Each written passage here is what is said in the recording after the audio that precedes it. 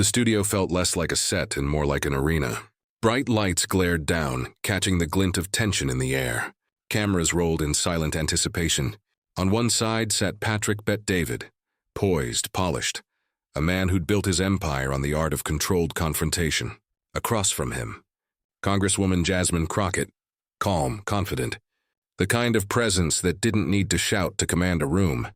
But beneath that calm, a storm waited. Patrick leaned forward, elbows resting on the desk, eyes narrowing with the precision of a man who had spent the entire day crafting this moment. His tone was courteous, even polite, but every syllable was dipped in provocation. "Congresswoman," he began, the word itself carrying an undertone of challenge.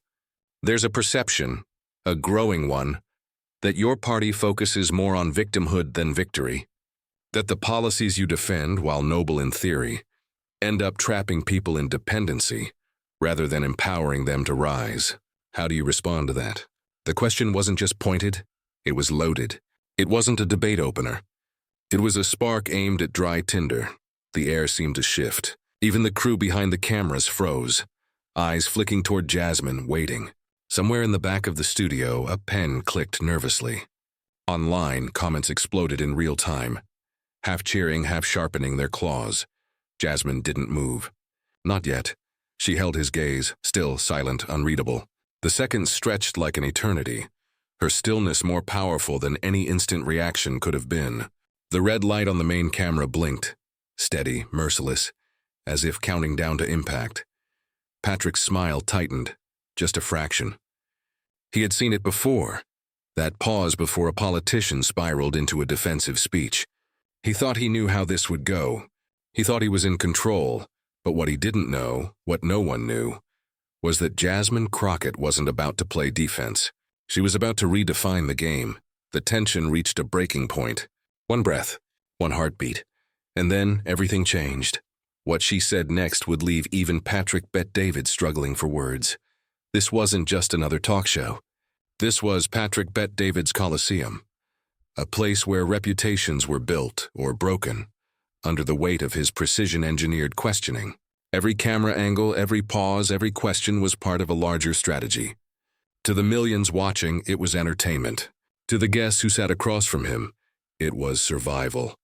Patrick had made a career out of turning conversation into combat. He wasn't just an interviewer. He was a tactician, a man who treated dialogue like high-stakes chess. Behind that measured tone and polite half-smile was a mind always calculating, always 3 moves ahead. He thrived on disruption, on cornering his guests until their own words betrayed them. And today, across that sleek studio table, sat someone who didn't rattle easily. Congresswoman Jasmine Crockett, Texas-born, bold, unapologetically herself. A woman who had walked through tougher arenas than this one long before she ever sat beneath studio lights. Before Congress, she had stood in cramped courtrooms defending people who couldn't afford to lose. She had learned how to find composure in chaos, how to turn pressure into clarity. Her words had weight because her scars had depth. For her supporters, she was more than a politician. She was proof that conviction could coexist with compassion. For her critics, she was the embodiment of what they feared most, a voice that refused to fit into their carefully drawn lines. Patrick knew all of this. He had done his homework, dissected her interviews, highlighted her past quotes, rehearsed every possible pivot she might make. To him, Jasmine Crockett wasn't an equal. She was an opportunity. The question he'd just launched across the table wasn't casual conversation. It was bait, a trap disguised as intellectual curiosity, and for a moment it seemed like she might step into it. The tension was palpable. The pause, the silence, the stillness of a fighter sizing up her opponent. But there was something different about her demeanor, something that didn't fit the predictable rhythm of his show. She wasn't defensive. She wasn't retreating into policy jargon or partisan talking points. She was calculating quietly, with a calm that unnerved even him. Across the internet, the audience sensed it too. Comment sections filled with live reactions, some jeering, others holding their breath. This wasn't going to be one of Patrick's easy victories. This wasn't another episode where he dismantled his guest and walked away with the viral headline already written. No, the energy in that room had shifted. It was subtle at first, but undeniable. The hunter's confidence was beginning to waver, the air thickening with something that felt less like dominance and more like foreshadowing. Because what Patrick Bet David couldn't anticipate, with all his research, preparation, and perfectly tuned questions, was that Jasmine Crockett wasn't playing to survive. She had come to redefine the battleground itself, and when she finally spoke, her words wouldn't just answer his challenge, they'd upend the entire conversation. The moment that followed would be studied, replayed, and remembered, not as a takedown, but as a turning point. To grasp the full weight of the silence hanging in that studio, you first have to understand the man who engineered it. Patrick Bet David wasn't just asking questions. He was conducting a psychological operation in real time. Every interview was a battlefield, and every pause, every eyebrow lift, every well-timed smirk was part of a premeditated attack plan. He didn't stumble into media success. He reverse-engineered it. A former insurance salesman turned entrepreneur, Bet David had mastered persuasion long before the cameras ever started rolling. He understood people as patterns, predictable, pliable, profitable. The same precision he once used to close sales, he now used to close arguments. His interviews ran on a ruthless formula. Find your guest's narrative. Identify its weakest seam. Press until it tears. That was his doctrine. He positioned himself as the rational skeptic in a world of emotional ideologues, the lone truth-teller armed with logic and composure. His empire was built on that image. The Patrick Bet David takedown became its own subgenre of viral media. Thumbnails screaming destroyed, exposed, left speechless. The spectacle was as predictable as it was profitable. He knew how to bait confidence. He'd begin each interview with warmth, that charismatic smile, the soft tone, the illusion of open conversation. And just when his guest settled in, he'd pivot. The friendliness vanished, replaced by surgical precision. He'd strike with a question so loaded it could only explode. It was never about discussion. It was about domination. Behind the calm exterior was a man obsessed with control, a financier's mindset applied to human behavior. To him, every guest was an investment. How much could he extract? How much virality could he yield? Every word was a calculation, every silence a strategy. But that control came with a flaw: arrogance. He believed that if he understood someone's ideology, he owned their argument. He believed the same approach that unraveled CEOs and pundits would unravel a congresswoman from Texas. So when Jasmine Crockett walked onto his set, he didn't see her as a challenge. He saw her as content, another opportunity to confirm his brand's dominance. He believed the outcome was already written. He had done his research. He had studied her speeches, dissected her sound bites, mapped her ideology like a blueprint. His team had already prepared the highlight titles. Bet David dismantles progressive narrative. Crockett can't handle the truth. He leaned back in his chair, playing his part, composed, analytical, quietly smug. The trap had been set with elegance. The opening question, about victimhood and dependency, was a classic Bet David maneuver. It forced moral defense, not moral offense. It made compassion sound like weakness. It painted idealism as naivety, and it worked almost every time. He waited for the familiar rhythm to play out, the pause, the measured rebuttal, the emotional crescendo. He had seen it all before. His brand of rhetoric was engineered to provoke frustration, to corner guests until they flailed. He fed on that fluster, that moment when intellect gave way to instinct. But this time, something was off. Jasmine Crockett didn't bite. She didn't fidget, didn't rush to defend herself, didn't give him the satisfaction of reaction. Her silence wasn't fear, it was control. And for the first time, Patrick felt the faint flicker of uncertainty, because deep down, beneath his polished confidence, he recognized something in her eyes, the same calm he used to dismantle others. But in her, it wasn't strategy. It was conviction. He didn't know it yet. But this interview, the one he had engineered to reinforce his dominance, was about to become the one that defined his vulnerability. He had written a script he'd played 100 times before. But this time, Jasmine Crockett wasn't a character in his story. She was about to become the author of her own. While Patrick Bet David dissected balance sheets and marketing funnels, Jasmine Crockett had spent her life studying something far less predictable: people. The fragile, the forgotten, the broken. His empire was built in the silence of a studio. Hers was forged in the noise of real life, crying mothers, clanging shackles, and the quiet despair of those who knew the system was never built for them. Long before she ever stood beneath the dome of Congress, she stood before judges who barely looked up from their papers. In those Dallas courtrooms, the air was heavy with the weight of stories no camera would ever record. She wasn't defending political ideals. She was defending human beings. There were no producers, no applause, no viral clips. Just the raw, unrelenting grind of justice on a deadline. A mother facing eviction after missing one rent check. A teenager arrested for a crime born out of poverty, not malice. A father pleading guilty because the alternative, a trial, meant losing everything. Jasmine didn't just read their case files. She carried them. Every face, every voice, every defeat became part of her armor. This was her training ground.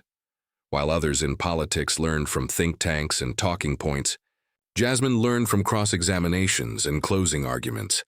She learned how to hold her ground when the odds were hopelessly uneven, when the other side had the full power of the state, the budget, and the bias. She learned to weaponize reason against prejudice, to find grace in confrontation, and to speak not to the judge, but to the conscience of the room. She knew the rhythm of an argument, when to strike, when to pause, when silence itself could say more than a paragraph. That discipline didn't come from privilege or polish. It came from survival, because in those courtrooms every mistake cost something real. There were no edits, no second takes. Every word mattered. Every expression was a strategy. She learned that the line between winning and losing wasn't confidence. It was composure. And that composure was now on full display. Beneath the blinding lights of Patrick Bet David's studio, he mistook her stillness for submission. But it wasn't weakness. It was the same stillness of a lawyer watching a prosecutor walk into his own trap. She had seen arrogance before. She had seen men who believed their intellect was armor.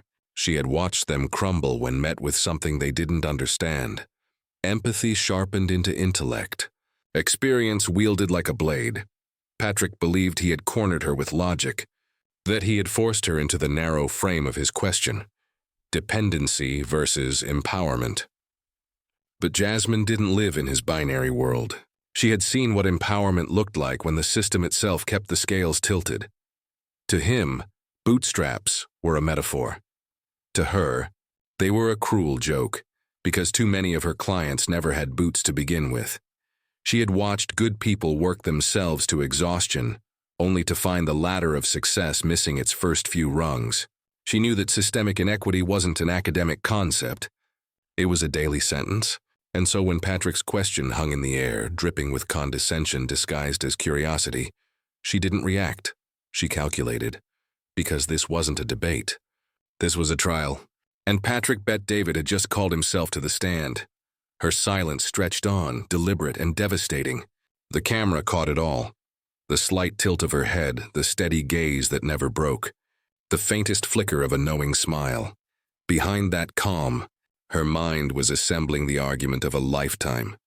Not for herself, but for every person who had ever been reduced to a stereotype in someone else's narrative. Patrick's viewers were waiting for fireworks, for the clip where he dismantled another liberal politician. But what they were about to see wasn't destruction. It was exposure, not of her weakness, but of his blindness. Because Jasmine Crockett didn't come from a world of scripted sound bites or stage-managed outrage. She came from a world where losing meant someone went to jail, where victory wasn't measured in views but in lives changed. Patrick's brand was control. Jasmine's power was truth, and in that moment, her truth was the one thing he couldn't interrupt, couldn't monetize, couldn't spin. Every courtroom, every case, every heartbreak had been a rehearsal for this silence, this moment when she would turn every assumption, every stereotype, every smug question on its head. Patrick Bet David had studied her politics, but he had underestimated her purpose, because Jasmine Crockett wasn't there to win an argument. She was there to show what real strength looks like when it's cornered. And as the seconds ticked by, even the audience could feel it. The balance of power shifting. The invisible tide turning. Patrick had thought he was running the show, but the moment she opened her mouth, the show would belong to her. Patrick Bet David mistook the silence for weakness. To him, quiet was a vacuum that begged to be filled. With dominance, with data, with the sheer force of personality that had carried him from door-to-door insurance hustler to digital interrogator.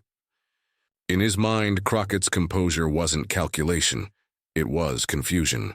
She hadn't taken the bait, so he'd simply dangle something sharper. He straightened in his chair, lowering his voice to that faux, intimate tone designed to disarm.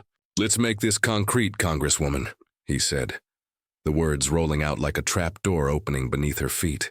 "You often speak so powerfully about your grandmother, about struggle, sacrifice, the pursuit of better. It's moving, honestly, but doesn't her story actually prove the American dream works? That through hard work and determination you can rise?" He paused, smiling just enough to signal the coming blow. "Yet your policies seem to punish that very success," he continued. "You talk about equality, but equality often means higher taxes, more regulation, less incentive. So help me understand, are you honoring your grandmother's legacy or—" He tilted his head, feigning sincerity. "Are you respectfully betraying the very bootstrap spirit that made her story possible?" The question was a scalpel disguised as a handshake. He had turned her own lineage, her emotional core, into a weapon against her. It was a classic Bet David maneuver. Personalize the ideological. Drag the debate from the realm of statistics into the raw soil of family and identity. It was psychological warfare masked as polite inquiry. Across the studio, the air tightened. Producers behind the glass leaned closer to their monitors. The live stream chat flickered like static. Emojis. "She's done. PBD wins again. Watch her fumble." The tension was almost physical. A low-frequency hum pulsing through the space. Bet David leaned forward now, elbows resting on his knees. Every gesture calculated to project empathy and control. This was the moment his audience lived for. The part where his guests cracked under the weight of moral contradiction. He'd seen it a dozen times. A pause, a defensive laugh, then the inevitable spiral into anger or retreat. The anatomy of collapse. Only this time, something was off. Crockett didn't flinch. She didn't smile or sigh or even blink faster. Her stillness had the density of something immovable, like marble or memory. Her hands were folded loosely in her lap and her eyes, steady, unhurried, locked onto his with the patience of someone who had watched far worse men try far crueler tricks. Bet David felt the first subtle dissonance ripple through his confidence. The silence wasn't a vacuum. It was pressure. He filled it anyway. "I mean, think about it," he pressed on, voice gaining that performative conviction his fans adored. "If we make success a crime, if we penalize ambition, what kind of country do we become? Your grandmother didn't need handouts, she needed opportunity. Isn't that what America's supposed to be?" Still nothing. Crockett's eyes drifted briefly toward the camera, just for a heartbeat, as if acknowledging, not the audience, but the absurd theater of the setup. Then she looked back at him, the faintest trace of a knowing smile forming. It wasn't mockery, it was recognition. She knew exactly what he was doing, and for the first time he sensed she wasn't cornered at all. The atmosphere shifted. You could almost feel the energy in the studio tilt, like gravity changing direction. His certainty began to fray at the edges. The chat slowed, question marks and nervous emojis creeping in between the usual fanfare. Crockett inhaled slowly, a measured breath that seemed to stretch time, because, while Bet David believed he had built the perfect rhetorical snare, she knew that every trap exposes its maker. The silence lingered one beat longer. Then she leaned forward, voice calm, deliberate, and edged with steel. And that's when everything began to turn. Jasmine Crockett didn't flinch. She didn't blink, didn't frown, didn't even shift in her seat. The kind of stillness she carried wasn't the stillness of someone searching for words. It was the stillness of someone who already knew exactly where this was going. Across from her, Patrick Bet David's eyes were bright with confidence. Expecting the familiar pattern, defensiveness, outrage, or retreat. Instead, he found something else entirely: silence. Heavy, deliberate, unhurried silence, the kind of silence that swallows sound and makes the walls hum. She held his gaze, studying him not as an opponent, but as an equation. Her expression wasn't angry. It was diagnostic, almost surgical. The faintest smile touched her lips. Not amusement, not mockery, but recognition. The look of someone who had just seen her opponent's entire strategy play out 3 moves ahead. When she finally spoke, her voice was soft but unyielding, each syllable clear as glass. "Patrick," she said, calm and measured, "I appreciate you asking about my grandmother." A simple opening, disarming in its grace. It wasn't a counterattack. It was a grounding. She wasn't rising to his provocation. She was lowering the temperature of the room, pulling the chaos back into her control. "It's important that we talk about her," she continued, "because your question presumes that her bootstraps were hers alone to pull." Patrick's expression froze, just for a heartbeat. The audience didn't catch it, but the producers in the booth did. A barely perceptible flicker behind his eyes. Crockett leaned forward slightly, her tone unwavering. "You see her as an individual who succeeded in a vacuum," she said. "But I see a woman who succeeded despite the vacuum, despite doors that were closed, despite policies that told people like her they didn't belong in certain neighborhoods, certain schools, certain opportunities." She paused, just long enough to make the silence feel alive again. She didn't lack help because it made her stronger, Crockett continued. She lacked it because it was denied to her. And yet she still rose. That's not proof of the system's success. It's proof of her defiance. Bet David shifted slightly in his chair, his trademark smirk gone. His instinct was to interject, to reclaim control. But something in her composure told him that interrupting would only expose his discomfort. So for once, he stayed quiet. Crockett's tone remained steady, neither emotional nor detached, but something more dangerous. Precise. "Her story," she said, "isn't an argument against government assistance. It's an indictment of a system that forced her to survive without it. And my life's work, Patrick, isn't to punish success. It's to make sure the next grandmother doesn't have to fight twice as hard for half as much." It wasn't a soundbite. It wasn't performance. It was conviction, stripped of all the noise. The tension in the studio changed form. It was no longer Bet David's trap closing in. It was his certainty unraveling thread by thread. The man who built his reputation on dismantling others now found his tools useless against something he couldn't categorize. Quiet. Disciplined truth. From behind the cameras, a producer's pen stopped mid-tap.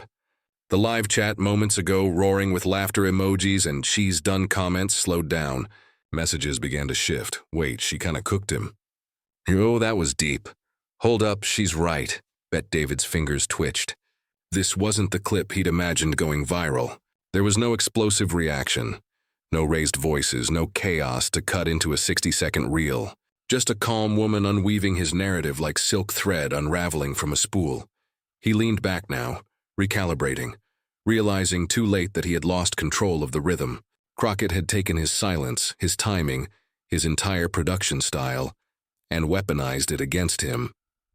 She glanced at him, reading the shift. "See, Patrick," she said softly, "the problem with the bootstrap story isn't that it celebrates hard work. It's that it assumes everyone starts with boots. My grandmother didn't. Most people don't. Some are born into opportunity. Others have to build it from the ground up with no blueprint and no backup." She wasn't just talking to him anymore. She was talking through him, to the audience, to every listener who'd ever been told they simply didn't try hard enough. "Your question asks whether I'm betraying her legacy," she said, her voice lowering slightly, "but I'm fulfilling it. Because the greatest way to honor someone who climbed a mountain with broken tools is to fix the path for those who come next." For a moment, even the cameras seemed to hesitate, as if the room itself recognized something profound had just landed. Bet David's eyes darted away, just for a second, but it was enough. The hunter's confidence faltered. His trademark control, the thing that made his interviews feel like interrogations, was slipping. He nodded slightly, searching for his footing. "That's an interesting perspective," he said, but the words rang hollow. They weren't his tempo anymore. Crockett smiled. Not triumphantly, but with the quiet assurance of someone who had seen storms far darker than this. Perspective, she echoed, is what happens when you stop mistaking survival for success. Her tone was light, but the line hit like a verdict. The studio air seemed to pulse. Every second that followed felt like a countdown to something inevitable. The calm before the storm. Except this time it wasn't Bette David conjuring it. It was Crockett. And she wasn't done. She sat back in her chair, posture unshaken, as though she had just finished cross-examining the nation itself. Across from her, Patrick Bette David finally realized the truth that was dawning on millions watching at home. He wasn't leading this interview anymore. He was in it. And for the first time in a very long time, he was the one under oath. The transformation was complete. What had begun as an ambush had turned into a masterclass, and Jasmine Crockett was no longer just answering a question. She was redefining the entire conversation. Her tone shifted, no longer defensive, no longer measured. It was steady, powerful, rhythmic, the cadence of conviction that fills courtrooms, rallies, and history books alike. Every word landed with surgical precision. "You speak of punishing success," she began, her eyes unwavering. "But you ignore the infrastructure that success is built upon. The public schools that educate the workforce, the roads that transport the goods, the stability that a social contract provides." Her voice carried a rare electricity, firm but not angry, passionate but still completely in control. The kind of authority that doesn't shout to be heard because it already commands the room. "You want to enjoy the harvest," she continued, leaning in just slightly, "but despise the soil." A stunned hush fell over the studio. Even the cameramen, seasoned professionals who'd seen every kind of on-air confrontation, stopped moving. She wasn't just debating now, she was teaching, sermonizing, elevating the moment to something far beyond politics. "My grandmother," Crockett said softly, "didn't dream of a world where only the luckiest or the most ruthless could survive. She dreamed of a community, of a nation, that lifted each other up. So when you use her story to argue against the very tools of uplift," she paused, her gaze cutting through the lights, "you don't honor her struggle. You sanitize it. You erase the pain and the loneliness of that climb." The words struck like a bell, clear, resonant, unignorable. Patrick Bette David, once the conductor of chaos, sat frozen. His face betrayed the faint realization that he was no longer in control of the tempo. The silence that followed wasn't one of victory or defeat. It was awe. Then Crockett leaned forward, just enough to close the distance, her tone dropping into something quieter, deadlier. "The true betrayal of her legacy," she said, each word deliberate, "would be to stand on the summit she fought to reach and pull the ladder up behind me, so no one else could follow." She let that hang. A single beat. 2.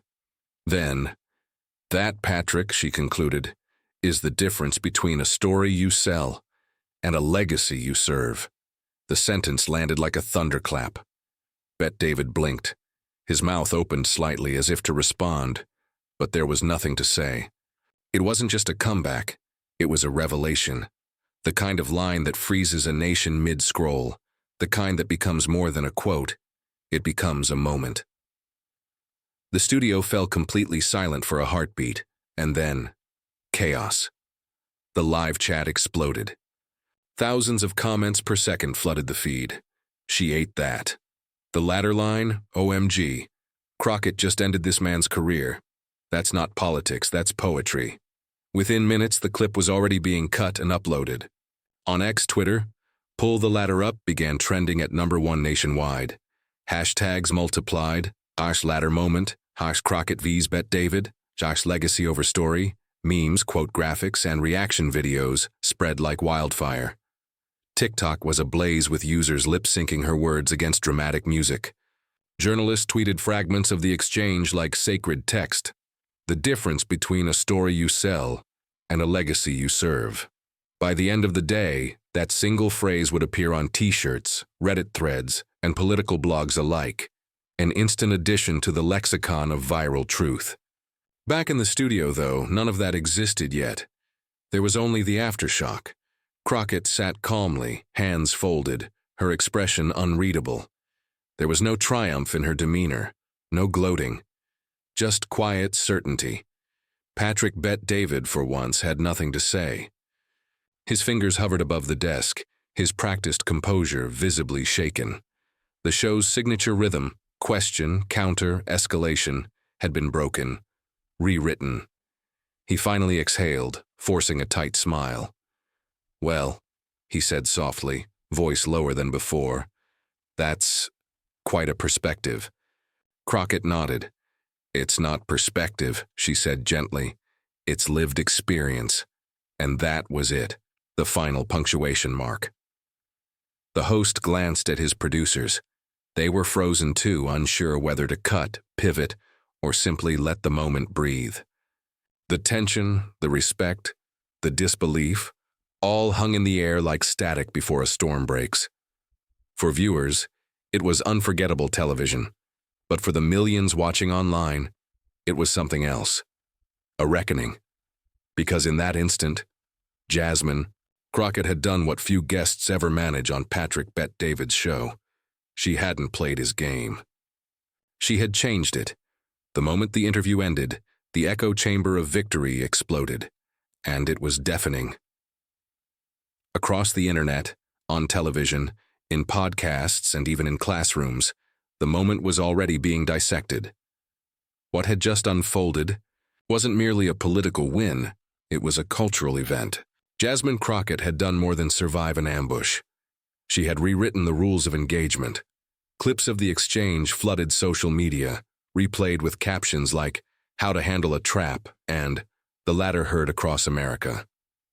Even commentators who typically dismissed her views couldn't help but acknowledge what they had witnessed.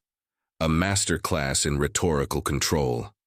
Mainstream anchors and political analysts rolled the footage again and again, isolating her tone, her pauses, her surgical calm. One senior analyst summed it up bluntly on a primetime panel. This wasn't anger. It was articulation. She dismantled the question without raising her voice. That's the blueprint. Within hours, the ladder metaphor she'd used became shorthand for resilience under fire. It was quoted in think pieces, dissected in podcasts, and even adopted as a teaching tool. Universities began referencing it in communication courses. Corporate PR teams used it in workshops on narrative reframing. What had started as a verbal counterpunch had evolved into a framework, an anatomy of how to turn an attack into ascendancy. The ripple effect was immediate. Requests for interviews poured in, not just from political programs, but from cultural outlets that had never once booked her. Morning shows, talk podcasts, and magazine profiles all wanted to feature the congresswoman who turned confrontation into clarity. Her national image shifted overnight. She was no longer framed as a progressive firebrand from Texas, the usual media shorthand. Now she was being recognized as something more formidable, a thinker, a strategist, a communicator whose intellect and composure transcended party lines. Even those who disagreed with her ideology couldn't deny the performance's precision. She didn't react, they noted. She redirected. In an age where outrage often drowns out nuance, she had proven that conviction, delivered calmly, confidently, and with purpose, could still cut through the noise. In the following days, when reporters caught up with Jasmine Crockett, they asked what she thought of the viral storm. She smiled softly, the same composed expression that had captivated millions. "It wasn't a test of me," she said, her voice steady. "It was a test of the moment. And that moment showed us something important, that people are hungry for substance. They're tired of provocation. They recognize authenticity when they see it." With those words, she reframed the entire spectacle once again. What had been a duel between two personalities, Patrick Bet-David and Jasmine Crockett, was no longer personal. It had evolved into something larger, a referendum on modern discourse itself. Her victory wasn't about one person outsmarting another. It was about the triumph of principle over performance, a reminder that dignity and clarity could still stand tall in a media landscape addicted to noise. And in that sense, the ladder she referenced during the interview became more than a clever metaphor. It was symbolic, a structure she had built in real time, one rung at a time, rising above the bait, above the spectacle, above the noise. What had been designed as a rhetorical trap had become a monument to composure. By the end of the week, the clip was no longer just content. It was canon, replayed in campaign strategy meetings, corporate seminars, and even sermons. In a world that rewarded outrage, Jasmine Crockett had proven that clarity was still power. The echo chamber had celebrated her victory, but the deeper resonance was quieter, steadier, and far more lasting. It wasn't just Jasmine who climbed the ladder that day. It was the idea that truth, delivered with grace, could still win. When the headlines declared that podcaster Patrick Bet-David had tested Congresswoman Jasmine Crockett, they weren't wrong. He did test her, but what followed was something far greater than a political exchange. It was a moment of revelation. Her response didn't just silence a question, it stunned millions. It became a living lesson, unfolding in real time, a masterclass in composure, intelligence, and moral clarity. The takeaway was timeless. No matter the aggressor, no matter the trap, the greatest armor is not anger or defense, it's preparation, integrity, and calm precision. Crockett's grace under pressure wasn't just strategy, it was substance. Her calm became a mirror, reflecting a deeper truth about strength itself. Real strength doesn't roar. It resonates, it doesn't need to overpower. It needs only to stand, steady and unshaken, in the light of its own conviction. That day, Jasmine Crockett didn't just win an argument. She redefined what victory looks like in an era built on outrage. She reminded the world that power isn't in the volume of your voice, but in the clarity of your truth. So let this moment stay with you. Let it remind you that the next time you face a test, whether in a debate, a workplace, or a moment of conflict, your calm is your weapon. Your clarity is your edge, and your voice, when rooted in truth, can still echo louder than the noise. Share this story. Carry its lesson, because in a world addicted to chaos, composure is rebellion, and your voice, when used with purpose, can move mountains.